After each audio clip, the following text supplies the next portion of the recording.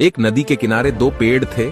उसे रास्ते से एक छोटी सी चिड़िया गुजरी और पहले पेड़ से पूछा, बारिश होने वाला है, क्या मैं और मेरे बच्चे तुम्हारे टहनी में घोंसला बनाकर रह सकते हैं? लेकिन वो पेड़ ने मना कर दिया। चिड़िया फिर दूसरे पेड़ के पास गई और वही सवाल पूछा, तो दूसरा पेड़ मान गया। चिड़िया अपने बच्चों के साथ खुशी खुशी दूसरे पेड़ में घोंसला बनाकर रहने लगी। एक दिन इतनी अधिक बारिश हुई कि इसी दौरान पहला पेड़ जड़ से उखड़कर पानी में बह गया।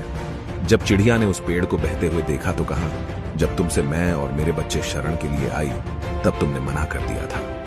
अब देखो, तुम्हारे उसी रूखी बर्ताव की सजा तुम्हें मिल रही है। जिसका उत्तर पेड़ ने मुस्कुराते हुए दिया, मैं जानता था मेरी जड़ें कमजोर हैं और इस बारिश में टिक नहीं पाऊंगा। मैं तुम्हारी और बच्चे की जान खतरे में नहीं डालना चाहता था।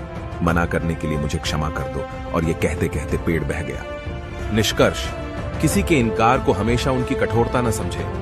क्या पता उसके उसी इनकार से आपका भला हो। कौन किस परिस्थिति में है शायद हम नहीं समझ पाते हैं, इसलिए किसी के चरित्र और शैली उनके वर्तमान व्यवहार से न तौलें। एक संत थे, उनके कई शिष्य उनके आश्रम में रहकर अध्ययन करते थे। एक दिन एक महिला उनके पास रोती हुए आई और बोली, बाबा, मैं लाख प्रयासों के बाद भी अपना मकान नहीं बना पा रही हूँ। मेरे रहने का कोई निश्चित ठिकाना नहीं है। मैं बहुत अशांत और दुखी हूँ। कृपया मेरे मन को शांत करें। उसकी बात पर संत बोले, हर किसी को पुश्तैनी जायदाद नहीं मिलती। अपना मकान बनाने के लिए आपको नेकी से धनोपार्जन करना होगा, तब आपका मकान बन जाएगा और आपको मानसिक शांति भी मिलेगी। महिला वहां से चली गई। इसके बाद एक शिष्य संत से बोला, बाबा, सुख तो समझ में आता है, लेकिन दुख क्यों है यह समझ में नहीं आता। उसकी बात सुनकर संत बोले, मुझे दूसरे किनारे पर जाना है।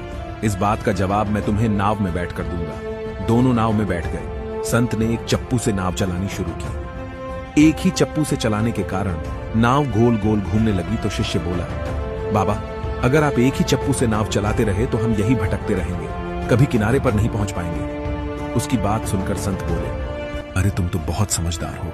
यही तुम्हारे पहले सवाल का जवाब भी है। निष्कर्ष, अगर जीवन में सुख ही सुख होगा तो जीवन नैया यूं ही गोल गोल घूमती रहेगी और कभी भी किनारे पर नहीं पहुंचेगी। जिस तरह नाव को साधने के लिए दो चप्पू चाहिए, ठीक से चलाने के लिए दो पैर चाहिए, काम करने के लिए दो हाथ चाहिए, इसी तरह जीवन में सुख के साथ दुख भी होने चाहिए। एक बार अर्जुन ने कृष्ण से पूछा, माधव, ये सफल जीवन क्या होता है? कृष्ण अर्जुन को पतंग उड़ाने ले गए।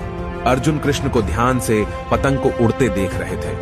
थोड़ी देर बाद अर्जुन बोले कि माधव, ये धागे की वजह से पतंग अपनी आजादी से और ऊपर की ओर नहीं जा पा रही है। क्या हम इसे तोड़ दें?